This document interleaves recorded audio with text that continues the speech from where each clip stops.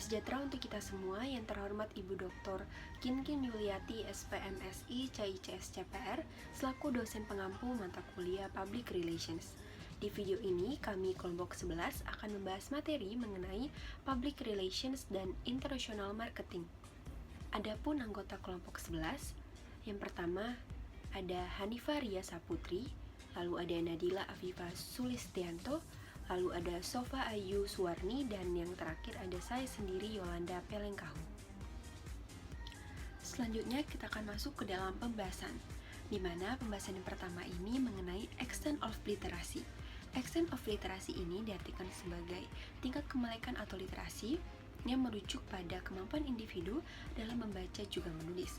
Nah, dalam buku Saku Gerakan Literasi Sekolah pada tahun 2016, disebutkan bahwa literasi ini bermakna kemampuan dalam mengakses, memahami, dan menggunakan informasi secara cerdas. Namun, jika kita lihat dari KBBI, literasi memiliki 3 pengertian. Yang pertama, kemampuan membaca dan menulis. Yang kedua, pengetahuan atau keterampilan dalam bidang atau aktivitas tertentu. Dan yang ketiga, kemampuan individu dalam mengolah informasi dan pengetahuan untuk kecakapan hidup. Nah, literasi ini sama halnya dengan kemampuan informasi, di mana kemampuan informasi ini merujuk pada beberapa aktivitas, yaitu mengumpulkan informasi, mengolah informasi, dan mengkomunikasikan informasi.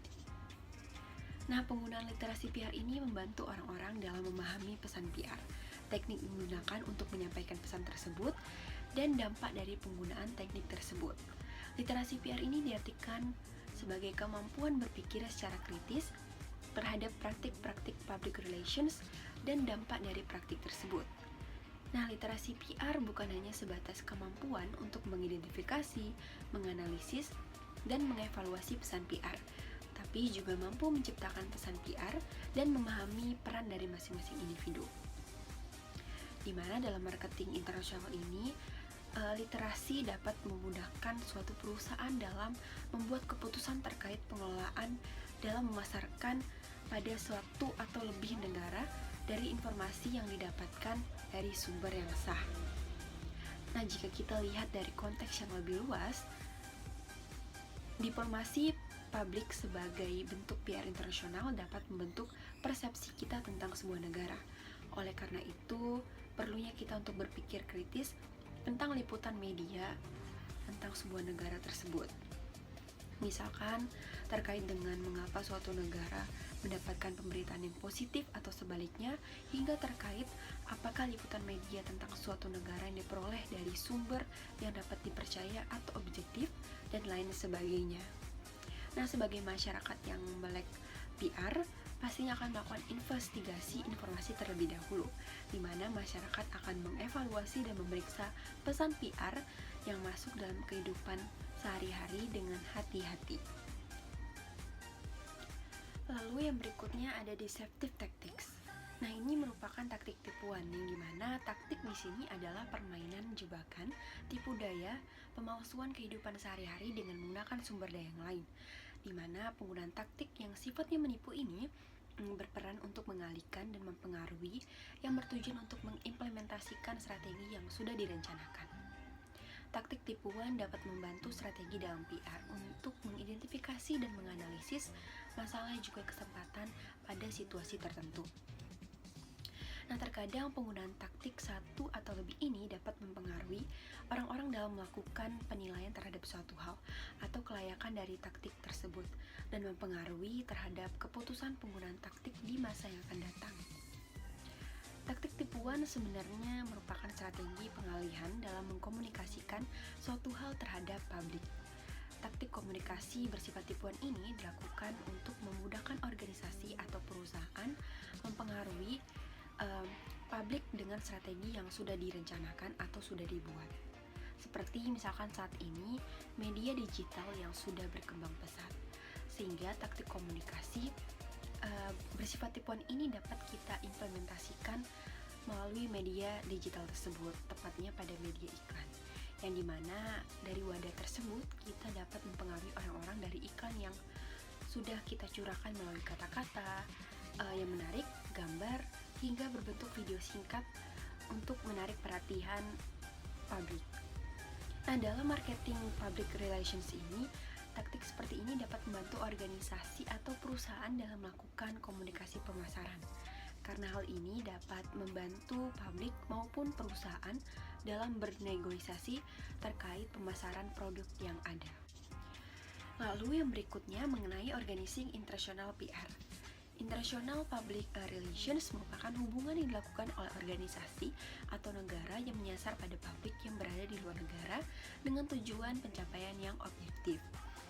International PR dilakukan melalui proses yang berencana dengan melibatkan berbagai pihak yang tepat, komunikasi dua arah antar pihak yang terlibat, pemahaman antar budaya, memaksimalkan competitive identity negara, dan mengidentifikasi publik sasaran yang sesuai.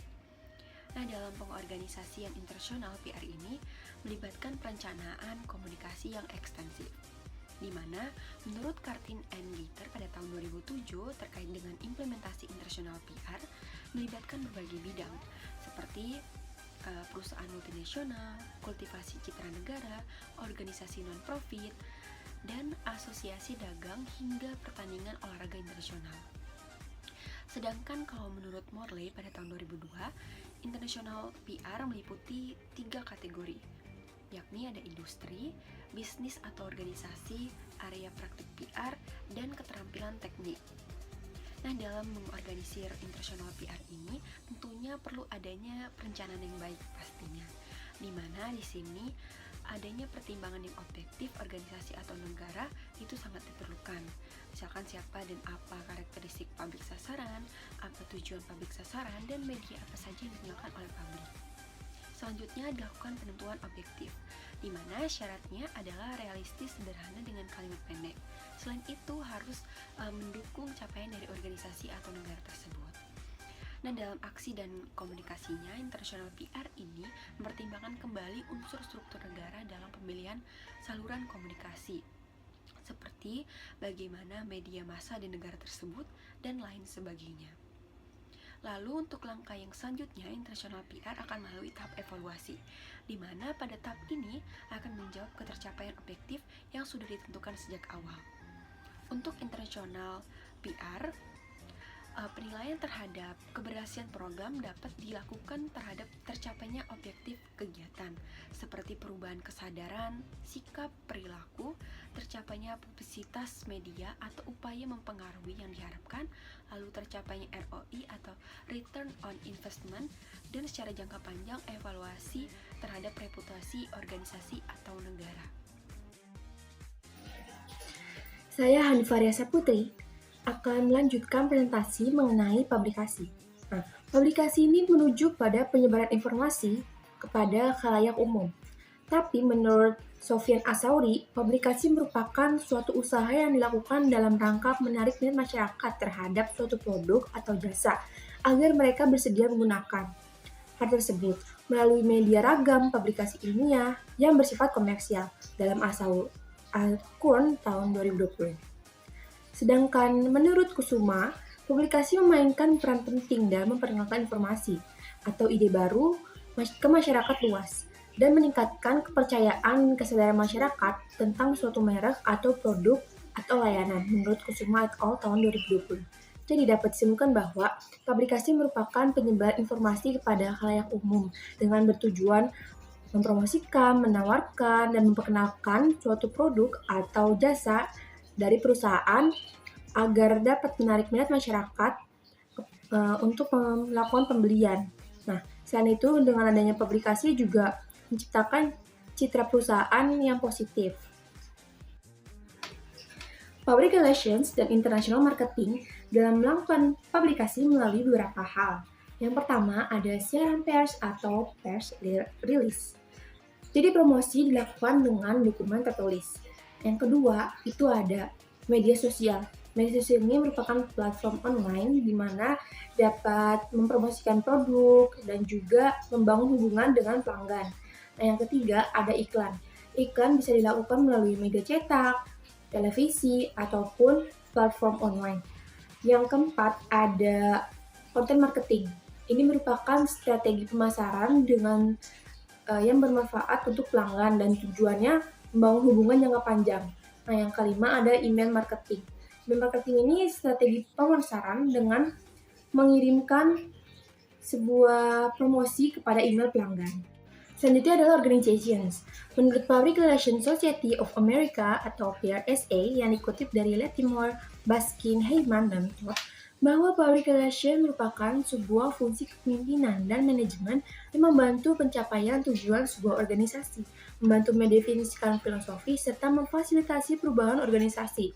Nah, jadi public relations itu sebuah fungsi kepemimpinan dan manajemen yang membantu pencapaian tujuan sebuah organisasi serta memfasilitasi perubahan dari organisasi dalam Sabtu NAR tahun 2011. Jadi dapat disimpulkan bahwa di public relation itu terdapat kegiatan untuk menanamkan dan memperoleh pengertian, goodwill, kepercayaan, penghargaan dari publik atau khususnya dari suatu badan dan masyarakat pada umumnya. Fungsi dari public relations pada organisasi yaitu yang pertama, mempermudah proses pengambilan keputusan. Hal ini terjadi karena public relation merupakan interpreter atau penerjemah manajemen, sehingga public relation harus mengetahui apa yang dipikirkan manajemen untuk nantinya bisa menyelaraskan dengan isu yang ada di masyarakat. Yang kedua, mewujudkan dan mengembangkan citra positif bagi organisasi. Jadi, public relation ini memiliki fungsi dalam mempengaruhi dan mendukung kinerja pelayanan pada organisasi publik, baik secara internal maupun eksternal. Yang ketiga yaitu menciptakan good corporate governance, yaitu accountability, predictability, transparency, dan participation. Untuk dapat terwujudnya prinsip good corporate governance, perlu adanya hubungan yang baik antara publik, masyarakat, dan public relations sebagai penghubungnya dalam Prasetyo tahun 2017. Penjelasan selanjutnya mengenai service. Service atau layanan pada public relations dan international marketing mencakup berbagai layanan atau aktivitas yang ditawarkan untuk mendukung kegiatan komunikasi dan pemasaran, baik tingkat lokal maupun internasional. Nah, untuk mendukung hal tersebut, perlu adanya kualitas pelayanan. Kualitas pelayanan ini diartikan sebagai upaya pemenuhan kebutuhan dan keinginan konsumen, serta ketepatan penyampaiannya dalam mengimbangi harapan dari konsumen. Jadi, semakin pelayanan yang dirasakan itu sesuai harapan, maka semakin berkualitas pula pelayanan tersebut. Selanjutnya adalah dimensi dari kualitas pelayanan atau serve call oleh para Suraman tahun 1998 dibagi menjadi 5 dimensi serve call. Di antaranya adalah yang pertama, tangibles atau bukti fisik, yaitu kemampuan suatu perusahaan dalam menunjukkan eksistensinya kepada pihak eksternal. Jadi menampilkan kemampuan sarana dan prasarana fisik perusahaan dan keadaan lingkungan sekitarnya adalah bukti nyata dari pelayanan yang diberikan oleh pemberi jasa, yang meliputi fasilitas fisik berupa gedung, gudang, dan lain sebagainya, percakapan, dan peralatan yang dipergunakan atau teknologi, serta penampilan pegawainya. Nah, yang kedua yaitu reliability atau kehandalan, yaitu kemampuan perusahaan untuk memberikan pelayanan sesuai yang dijanjikan untuk secara akurat dan terpercaya. Kinerja harus sesuai dengan harapan pelanggan, yang berarti ketepatan waktu, pelayanan yang sama untuk semua pelanggan tanpa kesalahan, sikap yang simpatik, dan dengan akurasi yang tinggi. Yang ketiga yaitu responsiveness atau ketanggapan, yaitu kemauan untuk membantu dan memberikan pelayanan yang cepat atau responsif dan tepat kepada pelanggan dengan penyampaian informasi yang jelas. Yang keempat yaitu assurance atau jaminan dan kepastian, yaitu pengetahuan, kesopan santunan, dan kemampuan para pegawai perusahaan untuk menemukan rasa percaya pada pelanggan kepada perusahaan, terdiri dari beberapa komponen antara lain, komunikasi, kredibilitas, keamanan, kompetensi, dan sopan santun. Yang kelima yaitu empati, memberikan perhatian yang tulus dan bersifat individual atau pribadi yang diberikan kepada para pelanggan dengan berupaya memahami keinginan konsumen, di mana suatu perusahaan diharapkan memiliki pengertian dan pengetahuan tentang pelanggan, memahami kebutuhan pelanggan secara spesifik, memahami memiliki waktu untuk pengoperasian yang nyaman bagi pelanggan. Menurut Koli, dalam kuliahan tahun 2018. Terdapat beberapa layanan pada public relation dan international marketing. Yang pertama yaitu penelitian dan analisis pasar. Layanan ini bertujuan untuk mengumpulkan data dan informasi tentang pasar, pelanggan, pesaing, tren, dan faktor-faktor lain yang dapat mempengaruhi keberhasilan program PR dan pemasaran internasional. Yang kedua yaitu perencanaan strategis. Layanan ini meliputi pengembangan strategi, tujuan, dan rencana aksi untuk mengimplementasikan program PR dan international marketing. Proses perencanaan strategis biasanya melibatkan tim yang terdiri dari berbagai fungsi dan unit dalam organisasi, seperti PR, pemasaran, penjualan, dan keuangan. Nah, yang ketiga ada kreativitas dan produksi. Layanan ini mencakup pengembangan konsep kreatif, desain dan produksi materi promosi seperti iklan, brosur, video, atau kampanye sosial media. Dalam melaksanakan layanan ini, perusahaan atau organisasi dapat bekerjasama dengan agensi kreatif atau vendor lainnya untuk memastikan kualitas dan konsistensi dalam produksi materi promosi. Yang keempat itu ada manajemen acara atau promosi. Layanan ini meliputi perencanaan, pengorganisasian, dan pelaksanaan acara dan promosi seperti konferensi, pameran, seminar, atau konser. Yang kelima ada public relation atau media relations. Layanan ini bertujuan untuk memperkuat hubungan dengan media, menghasilkan liputan positif tentang perusahaan atau organisasi, dan mengelola reputasi perusahaan atau organisasi. Dalam Ciptono, Pandi, dan Diana tahun 2020. Baik, selanjutnya saya Nabila Afifah Sulistianto akan menjelaskan materi mengenai Special International PR Service. International PR menurut Wilcox merupakan the plan and organized effort of a company, institution, or government to establish mutually beneficial relation with the public of other nation. Seirama dengan definisi PR yang umum, fokus international PR adalah pada publik dari negara yang berbeda. Ruang lingkup kegiatan international PR melintasi batas wilayah negara atau mencakup khalayak dari negara lain atau bangsa lain. Dengan kata lain, kegiatan public relation adalah tetap public relation, baik di dalam negeri maupun di luar negeri. Yang berbeda hanya cara-cara dan perspektif dalam melaksanakannya. Berhubung ruang lingkupnya di luar negeri dan menyangkut khalayak dari negara lain atau bangsa lain, indikator utama hadirnya international public relation antara lain munculnya multinational business communication. Hal ini disebabkan oleh beberapa hal, yaitu yang pertama ada semacam perbedaan besar dengan cara-cara berbisnis dan pengelolaan sistem pabean di Amerika dan negara lain di dunia. Lalu yang kedua, industrialisasi di Eropa dan Asia bangkit setelah Perang Dunia Kedua. Lalu yang selanjutnya, tuntutan akan better life oleh rakyat biasa. Lalu yang selanjutnya, perusahaan-perusahaan multinasional telah tumbuh berkembang sebagai respon terhadap dunia yang makin terindustrialisasi. Lalu yang selanjutnya, perusahaan-perusahaan punya kantor pusatnya di luar negeri, seperti Unilever, Shell, Caltex, Volkswagen, Philips, Sonicorp, dan masih banyak yang lainnya. Dari indikator tersebut, International Public Relation memfungsikan tugas-tugasnya di luar negeri. Yang perlu diperhatikan di dalam melakukan kegiatan International Public Relation adalah adanya semacam perbedaan yang universal sifatnya antara lain beda dalam cara pandang atau budaya. Oleh karena itu, beberapa pertimbangan utama yang perlu diambil dapat dilihat dari yang pertama itu menentukan postur lokal, melihat siapa publik yang utama, melakukan identifikasi atau kebutuhan lokal, dan perlu adanya staf yang kompeten dan lembaga atau konsultan PR di luar negeri. Selanjutnya, ruang lingkup kerja internasional public relation ada dua hal, yaitu dalam pengertian praktis dan pragmatis. Dalam pengertian praktis, ukuran masalah lebih besar, serta relevan dengan kerja PR dalam ukuran internasional, yaitu mencakup para perusahaan dan bisnisnya di luar negeri, organisasi internasional public relation, nasionalisme dan negara-negara baru, dan hari depan sesungguhnya dari global communication and relation. Dalam pengertian pragmatis, menggiring kita kepada gambaran umum sampai kepada pengertian bahwa tak ada makhluk yang asing sampai kepada mutual awareness and understanding of the world, people, and culture. Menurut Suragio, kerja international public relation berangkat dari sifat keprofesionalan dan umumnya antara prinsip dan cara pendekatannya menjadi pegangan keprofesionalan internasional PR. Prinsip kerja profesional yang paling penting adalah yang pertama itu memahami negara di mana ia akan melakukan tugas-tugasnya, seperti pengetahuan tentang budaya bangsa lain, harus lebih baik dari para profesional lainnya. Lalu yang kedua itu kerjanya didukung oleh seorang PR advisor yang prima, dan prinsip dasar ini mewajibkan ia memilih PR konsultan bertaraf internasional dan yang bisa mewakili suatu negara. Lalu yang kedua itu menjadi PR profesional dalam melayani international affair.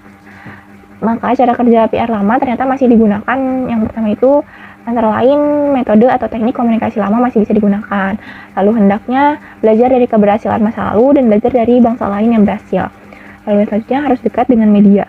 Pertama untuk mendapatkan editorial space untuk fiturnya. Lalu yang selanjutnya setiap saat mempertajam pengetahuan melalui bangsa lain yang berhasil dan bagaimana budaya berpengaruh dalam tugas-tugas ini. Lalu yang terakhir, buatlah diri atau perusahaan Anda bagian dari multinational corporation. Materi yang selanjutnya yaitu mengenai internal and external PR service. Yang pertama kita bahas itu yaitu mengenai internal PR service. Kegiatan internal PR adalah kegiatan yang ditujukan untuk publik internal organisasi atau perusahaan.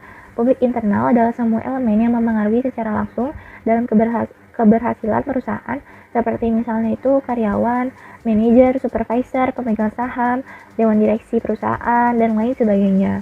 Melalui kegiatan internal public relation, diharapkan dapat memenuhi kebutuhan internal dan kepentingan umum dari organisasi atau perusahaannya.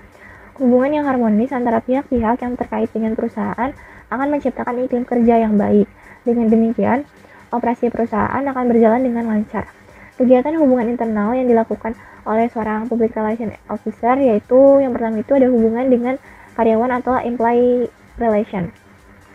Seorang PR harus mampu berkomunikasi dengan semua tingkatan karyawan, baik secara formal maupun informal, untuk menentukan kritik dan saran yang dapat dipertimbangkan dalam pembuatan kebijakan dalam organisasi atau perusahaan mereka. Kegiatan public relation ini bertujuan untuk memelihara hubungan khususnya antara manajemen dengan para karyawannya. Employee publik atau pegawai adalah salah satu internal publik yang dijadikan salah satu sasaran dari kegiatan PR di dalam usaha untuk mencapai tujuan organisasi. Mereka merupakan suatu potensi yang sangat berarti dalam organisasi. Seorang PR officer haruslah berkomunikasi secara langsung dengan karyawan. Ia harus senantiasa mengadakan kontak pribadi, misalnya dengan bercakap-cakap dengan mereka, sehingga dapat mengetahui kesulitan, keinginan, harapan, dan batasannya. Untuk dapat menciptakan hubungan baik dengan para karyawan, praktisi PR haruslah melakukan beberapa kegiatan agar usaha untuk mencapai tujuan organisasi dapat terlaksana. Untuk itu, seorang PR harus mampu menjembatani komunikasi antara manajemen dan karyawan. Karena program memegang hubungan karyawan diharapkan akan mengarah pada hasil positif yang karyawan merasa dihargai dan dirawat oleh perusahaan, sehingga tercipta rasa memiliki motivasi, kreativitas, dan ingin mencapai performa maksimal. Lalu yang selanjutnya itu hubungan dengan manajemen. Manajer adalah orang yang dapat mengabdikan dirinya bagi kepentingan perusahaan melalui kemampuannya dalam mengelola perusahaan agar dapat menghasilkan keuntungan sesuai dengan tujuan perusahaan. Karena manajer merupakan orang-orang pilihan, maka baginya perlu dilakukan kegiatan khusus untuk diperlakukan sebagai orang yang dianggap penting. Untuk konsekuensi ini, maka dapat dilakukan berbagai kegiatan untuk melakukan hubungan baik dengan para manajer. Misalnya, memberlakukan adanya uang tunjangan jabatan, koordinasi kerja antar bagian, dan menyediakan alat transportasi bagi kepentingan dinas. Lalu yang selanjutnya itu hubungan dengan pemegang saham. Seorang PR juga harus mampu membina hubungan yang baik dengan pemegang saham, serta mampu mengkomunikasikan apa yang terjadi dalam organisasi atau perusahaan. Karena sebagai penyandang dana, mereka harus selalu tahu perkembangan perusahaan secara transparan agar dapat meningkatkan kepercayaan mereka terhadap perusahaan. Dengan demikian akan menghilangkan kesalahpahaman dan kecurigaan terhadap perusahaan. Nah, baik yang selanjutnya itu mengenai external PR service. Bagi suatu perusahaan, hubungan dengan publik di luar perusahaannya merupakan suatu keharusan yang mutlak.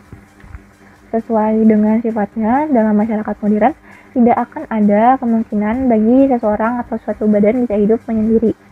Masing-masing tentu akan saling membutuhkan satu sama lain. Hubungan keluar perlu dibina oleh perusahaan atau instansi seperti pemerintah, pelanggan, pers atau media, termasuk kepada masyarakat sekitar. Semua komunikasi dengan publik eksternal hendaknya dilakukan perusahaan itu secara informatif dan persuasif. Informasi hendaknya diberikan secara jujur, teliti, sempurna, dan berdasarkan fakta yang sebenarnya. Karena publik itu kadang-kadang sangat kritis terhadap sesuatu yang berhubungan dengan kepentingannya yang aktual dan tidak biasa. Menurut Onong U. Effendi, menyebutkan bahwa external public relation adalah hubungan masyarakat yang diselenggarakan oleh suatu organisasi dengan publik di luar organisasi, seperti penduduk dengan lingkungan sekitar, instansi pemerintah, pers, pelanggan, konsumen, dan lain-lain yang ada kaitannya dengan organisasi tersebut dengan kegiatan komunikasi dua arah secara timbal balik, dalam rangka membina kerjasama yang akrab demi kepentingan dan keuntungan bersama yang dilandasi azas saling pengertian dan saling mempercayai. Kegiatan hubungan eksternal yang dilakukan oleh seorang public relation officer yaitu yang pertama itu hubungan dengan komunitas atau community relation. Membina hubungan dengan komunitas merupakan wujud kepedulian perusahaan terhadap lingkungan di sekitar perusahaan. Ini juga dapat diartikan sebagai tanda terima kasih perusahaan kepada komunitas. Dengan begitu menunjukkan bahwa perusahaan tidak hanya sekedar mengambil keuntungan dari mereka, melainkan ikut peduli dan mau berbagai apa yang diperoleh perusahaan dan lingkungan yang merupakan milik bersama. Hubungan dengan komunitas ini seringkali diwujudkan dalam program corporate social responsibility. Lalu yang kedua itu ada hubungan dengan pelanggan atau customer relation. Kegiatan public relation dalam rangka mengatur dan memelihara hubungan baik dengan para pelanggan agar produk yang dibuat dapat diterima dengan baik oleh para konsumen. Salah satu kegiatan mengadakan hubungan baik dengan pelanggan yaitu dengan pelayanan melalui iklan. Karena di samping mempromosikan hasil produksi, perusahaan yang tentunya memberikan keuntungan di pihak perusahaan juga ada keuntungannya bagi pihak customer. Kegiatan dengan pelanggan diantaranya adalah memberikan ucapan selamat hari raya kepada pelanggannya, memberikan kejutan ulang tahun kepada pelanggan, melakukan publisitas, serta membiarkan informasi kegiatan periklanan. Lalu yang selanjutnya itu hubungan dengan media atau media relation. Hubungan dengan media dan pers merupakan alat pendukung atau media kerjasama untuk kepentingan proses publikasi dan publisitas berbagai kegiatan program kerja atau untuk kelancaran aktivitas komunikasi humas dengan pihak publik. Dengan hubungan baik dengan media dan pers, perusahaan bisa mengontrol, mencegah, dan meminimalisir pemberitaan-pemberitaan negatif atau salah tentang perusahaan di media massa. Hubungan dengan media menempati posisi penting dalam pekerjaan public relation. Kemampuan media massa untuk menjangkau khalayak luas dan membentuk opini publik menjadi media relation sebagai kegiatan kehumasan yang tidak bisa diabaikan. Lalu yang selanjutnya itu hubungan dengan pemerintah atau government. Hubungan yang baik dengan pemerintah bisa memudahkan perusahaan dalam menyesuaikan kebijakan yang akan diambil dengan kebijakan-kebijakan pemerintah, sehingga kebijakan-kebijakan tersebut terwujud sesuai dengan aturan pemerintah dan tidak melanggar hukum. Nah, materi selanjutnya yaitu mengenai PR profesional. Definisi profesi public relation menurut Howard Stevenson dalam buku Handbook of Public Relation adalah the practice of skill, art, or service based on training, a body of knowledge, and adherence to agree on standard of ethics. Artinya, public relation yang dapat dinilai sebagai suatu profesi dalam praktiknya merupakan seni keterampilan atau memberikan pelayanan tertentu berdasarkan kualifikasi, pendidikan, dan pelatihan, serta memiliki pengetahuan memadai yang bagus sesuai dengan standar etika profesi. Dalam Kode Etik Public Relation Internasional yang dikenal dengan Kode Athena, terdapat pedoman bagi perilaku profesional public relation yang berisi yang pertama itu mengenai menghormati pelaksanaan tugas profesinya, prinsip-prinsip moral, peraturan-peraturan dalam deklarasi hak-hak asasi manusia. Lalu yang kedua itu menghormati dan menjunjung tinggi martabat manusia dan mengakui hak-hak setiap pribadi untuk menilai. Lalu yang ketiga, menumbuhkan komunikasi moral, psikologi, dan intelektual untuk berdialog yang terbuka dan sempurna dan mengakui hak-hak orang yang terlibat untuk menyatakan persoalannya atau menyatakan pendapatnya. Lalu yang keempat, melaksanakan tugasnya dengan bermartabat, menghindari penggunaan bahasa yang samar-samar atau dapat menimbulkan kesalahpahaman dan tetap menjaga loyalitas pelanggannya atau perusahaan tempat ia bekerja, baik yang sekarang maupun yang tahun lalu. Lalu yang selanjutnya itu, public relation professional akan selalu menghindari hal-hal seperti menutup-nutupi kebenaran, apapun alasannya, lalu menyiarkan informasi dan berita yang tidak didasari fakta yang aktual, kenyataan dan kebenaran, serta menggunakan segala macam cara dan teknik yang tidak disadari serta tidak dapat di-download. Sehingga tindakan individu itu tidak lagi didasarkan pada keinginan pribadi yang bebas dan bertanggung jawab. Lalu yang keenam, menciptakan pola komunikasi dan saluran komunikasi yang dapat lebih mengukuhkan arus bebas informasi yang penting sehingga setiap anggota masyarakat merasakan bahwa mereka selalu mendapatkan informasi yang dipercaya dan juga memberikan kepadanya suatu kesadaran akan keterlibatan pribadinya serta tanggung jawab dan solidaritasnya dengan para anggota masyarakat lainnya. Selanjutnya ada feedback dan results. Public relation atau hubungan masyarakat adalah profesi yang berhubungan dengan komunikasi di sebuah perusahaan serta bagaimana penyebarannya dan menjadi mediator bagi perusahaan. Salah satu kegiatan yang dilakukan seorang public relation adalah komunikasi. Komunikasi ini mempunyai ciri-ciri tertentu karena mempunyai fungsi atau sifat dalam suatu organisasi dari lembaga humas tersebut berada. Sifat orang-orang yang terlibat, terutama publik yang menjadi sasaran dan faktor eksternal yang mempengaruhi dalam hubungan masyarakat ini bersifat timbal balik karena komunikasi tersebut akan memunculkan feedback. Feedback merupakan prinsip pokok dalam hubungan masyarakat. Jika terjadi feedback, maka akan terjadi suatu komunikasi yang baik. Komunikasi yang dilakukan oleh seorang public relation juga tidak hanya untuk berkomunikasi antar perusahaan atau organisasi lain, tetapi komunikasi yang dilakukan ini untuk masyarakat juga. Maka dari itu, hubungan komunikasi dengan public relation kaitannya erat karena dengan terciptanya komunikasi yang baik akan memunculkan seorang public relation yang profesional. Dalam mengetahui sukses atau tidaknya hasil dari peran public relation, maka ada 3 hal yang perlu diukur dalam sebuah kegiatan public relation, yaitu output, outtake, dan outcome. 3 hal ini harus terlihat dalam tujuan PR yang telah disusun secara smart. Output adalah hasil kegiatan yang paling dasar untuk diukur, misalnya jumlah media coverage, followers, like, viewers, engagement, dan sebagainya. Mengukur output lebih mudah dilakukan, murah, dan mudah dipahami.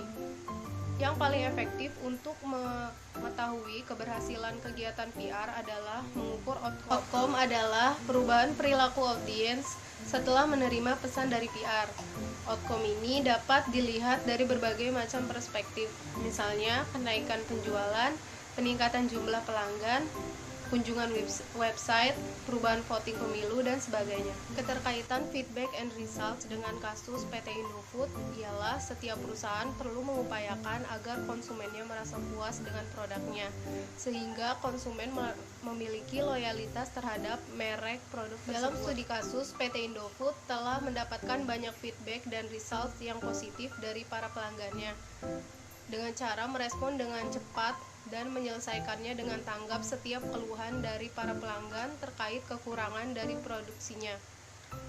Karena menurutnya, jika konsumen merasa tidak puas, mereka akan beralih ke produk atau merek lain.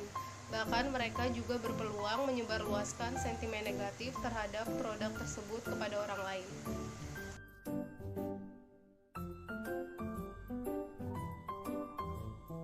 Selanjutnya ada studi kasus. Studi kasus yang kelompok kami pilih yaitu Marketing Strategi Sukses dari PT Indofood Sukses Makmur. Indofood adalah perusahaan yang bergerak di industri makanan dan minuman perdana di Indonesia. PT Indofood pertama kali didirikan pada tahun 1968 sebagai Lambung Makmur.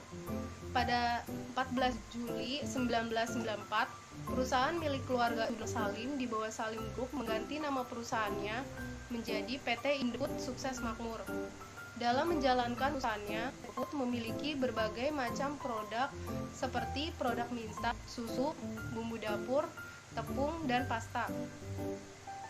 Setiap produk PT Indofood memiliki brandnya masing-masing, seperti Indomie, Indomilk, Bimoli, dan sebagainya. Indofood Sukses Makmur juga menguasai pasar Amerika, Eropa, dan Australia.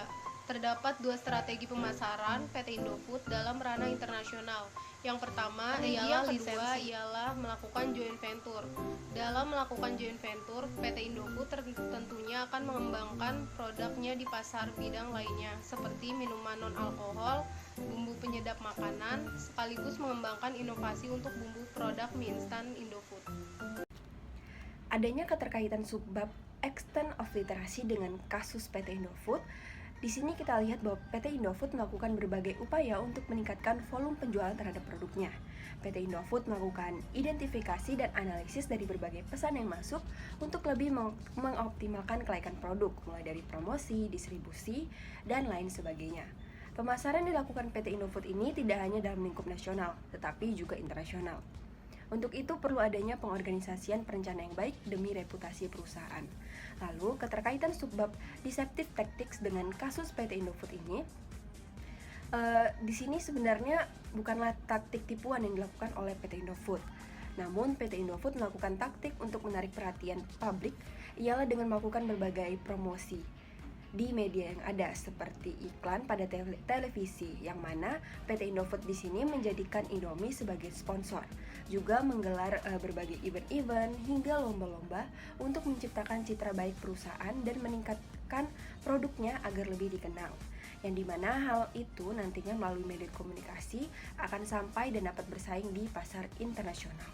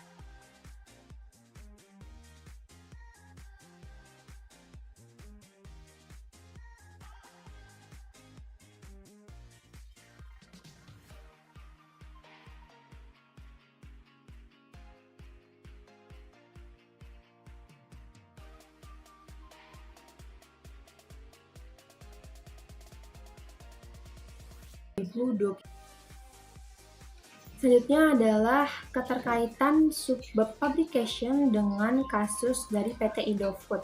Seperti yang kita ketahui, publikasi itu salah satu elemen dari public relations untuk memasarkan suatu produk, barang, dan jasa yang ditawarkan perusahaan agar lebih dikenal oleh khalayak umum sehingga menambah daya minat masyarakat untuk membeli. Seperti hal yang dilakukan oleh PT Indofood, pada mulanya menggunakan public relation untuk publikasi dengan memakai jingle atau tagline yang identik ketika memasarkan produknya melalui iklan di televisi, sehingga masyarakat semakin mengenal dan tertanam hasil konten pemasaran tersebut.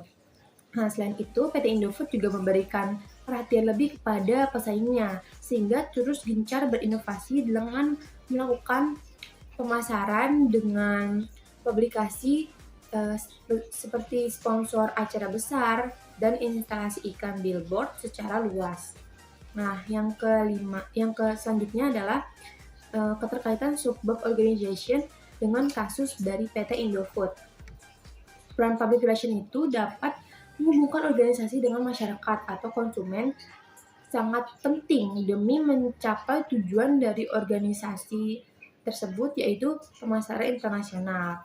Karena dengan usaha tersebut dapat meningkatkan kepercayaan masyarakat kepada produk atau jasa yang menjadi penawaran perusahaan. Semakin mendapat kepercayaan, maka keberanian perusahaan untuk memasarkan produk sampai tingkat internasional semakin tinggi. Seperti yang dilakukan oleh PT Indofood ketika mengelola perusahaan atau organisasinya, mengedepankan kualitas dan rasa yang konsisten sesuai dengan harapan masyarakat, sehingga muncul rasa percaya dari masyarakat. Pendukung lainnya yaitu perusahaan melakukan distribusi yang intensif, sehingga produk-produknya semakin dikenal masyarakat Indonesia yang memberikan efek kenaikan penjualan. Selanjutnya yaitu keterkaitan subbab service dengan kasus dari PT Indofood. Pelayanan yang diberikan sebuah perusahaan kepada konsumen sangat menentukan keberlangsungan hidup perusahaan ke depannya. Semakin berkualitas layanan yang diberikan, maka semakin baik pula citra perusahaan di mata masyarakat. Pelayanan yang berkualitas dan konsisten berpengaruh terhadap kebijakan pemasaran produk atau jasa perusahaan ketika menyentuh pemasaran internasional. Hal yang perlu diperhatikan saat pelayanan pada public relations diantaranya riset pasar, strategi, kreativitas, produksi, manajemen, dan sebagainya. Pada studi kasus PT Indofood sebelum memasarkan produknya terlebih dahulu melakukan riset dengan survei pasar, kebutuhan dan keinginan konsumen melalui strategi targeting, positioning, dan menetapkan marketing mix 4P, produk, place, price, dan promotion. Bagian selanjutnya itu mengenai keterkaitan sebuah Special International Public Relations Service dengan kasus PT Indofood. Dalam studi kasus, konsumen Indomie tidak hanya ada di Indonesia, bahkan ada di negara lain terutama Australia. Untuk itu International Public Relations Service sangat diperlukan karena fokus internasional PR adalah pada publik dari negara yang berbeda. Dalam hal ini, PT Indofood melalui Indomie sudah meluas ke wilayah negara lain seperti yang sudah disebutkan di atas, yaitu Australia dan juga masih banyak negara lainnya. Lalu yang kedua itu keterkaitan subbab internal and external service dengan kasus PT Indofood. Dalam studi kasus PT Indofood sudah melaksanakan fungsi internal dan eksternal dari public relation, yaitu dengan percaya bahwa SDM adalah salah satu faktor yang paling penting di stakeholder untuk mencapai tujuan perusahaan. Perusahaan percaya bahwa karyawan memiliki kemampuan untuk berprestasi dan memberikan kontribusi yang tidak hanya bagi perusahaan tapi juga untuk negara. PT Indofood akan terus berjuang sepanjang tahun untuk lebih lanjut membina hubungan baik di semua tingkat staf dan manajemen untuk saling menguntungkan. Program latihannya juga akan bertujuan untuk meningkatkan produktivitas dan efisiensi dalam rangka untuk membantu semua divisi dalam mempertahankan pangsa pasar dan keuntungan di pasar yang semakin kompetitif ini. Lalu yang selanjutnya itu keterkaitan subbab public relation profesional dengan studi kasus PT Indofood. Dalam studi kasus, PT Indofood telah memenuhi pedoman perilaku profesional public relation, yaitu profesional selalu bertingkah laku dalam keadaan apapun sedemikian rupa sehingga dapat menumbuhkan kepercayaan orang-orang yang berhubungan dengannya, yang mana baru-baru ini muncul kasus yang menimpa PT Indofood terkait respon dari public relation PT Indofood soal unggahan viral konsumen Indomie tanpa bumbu. Hal tersebut langsung direspon dengan cepat tanggap dengan cara menggantinya dengan dikirimkan 10 bungkus Indomie dari pihak PT Indofood ke alamat konsumen yang dituju tersebut. Kesimpulannya ialah ruang lingkup kerja internasional public relations ada dua hal, yaitu dalam pengertian praktis dan pragmatis. Dalam pengertian praktis, ukuran masalah lebih besar serta relevan dengan kerja public relations dalam ukuran internasional, yaitu mencakup para perusahaan dan bisnisnya di luar negeri, organisasi internasional public relations, nasionalisme dan negara-negara baru, dan lain sebagainya. Sementara kalau dalam pengertian pragmatis lebih kepada gambaran umumnya. Lalu kerja internasional public relations berangkat dari sifat keprofesionalan dan umumnya antara prinsip dan cara pendekatannya menjadi pegangan keprofesionalan international public relations. Prinsip kerja profesional yang paling penting adalah sebagai berikut. Yang pertama, memahami negara di mana ia akan melakukan tugas-tugasnya dan menjadi public relation profesional dalam melayani international affairs. Baik, sekian dari pemaparan pembahasan dari kelompok kami. Jika ada salah atau kekurangan, kami mohon maaf. Terima kasih dan salam sejahtera untuk kita semua.